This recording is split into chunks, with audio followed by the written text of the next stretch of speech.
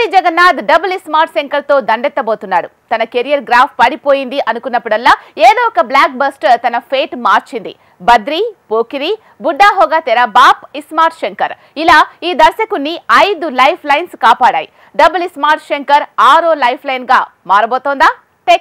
Smart Shankar sequel గా తెరకెక్కుతున్న movie double smart Shankar. Already 80% shooting పూర్తి చేసిన పూరి పెండింగ్ షూటింగ్ పూర్తి చేస్తున్నాడు.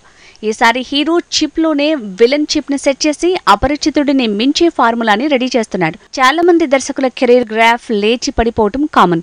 పూరికి ఇలా ఇప్పటికీ 4 సార్లు జరిగింది. అసలు ఫస్ట్ మూవీకి ముందే తనకి ఇక డైరెక్టర్ అయ్యే యోగం లేదేమో అన్నారు.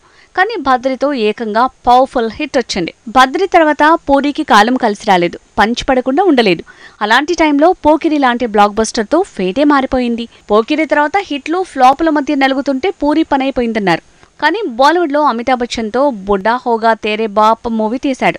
బ్లాక్ బస్టర్ సొంతం చేసుకుని బౌన్స్ బ్యాక్ అయ్యాడు. బుడ్డా హోగా తేరే బాప్ తర్వాత పూరి ఏం చేసినా పంచిపడింది. అందుకే అలాంటి టైంలో స్మార్ట్ శంకర్ వచ్చి తనని గట్టెక్కించింది. కాబట్టి అదే ఫార్ములా తనని మళ్లీ గట్టెక్కిస్తుందనుకుంటున్నాడు. లైగర్ ఫ్లాప్ నుంచి గట్టెక్కేందుకు స్మార్ట్ ఫార్ములాని మళ్లీ వాడేస్తున్నాడు.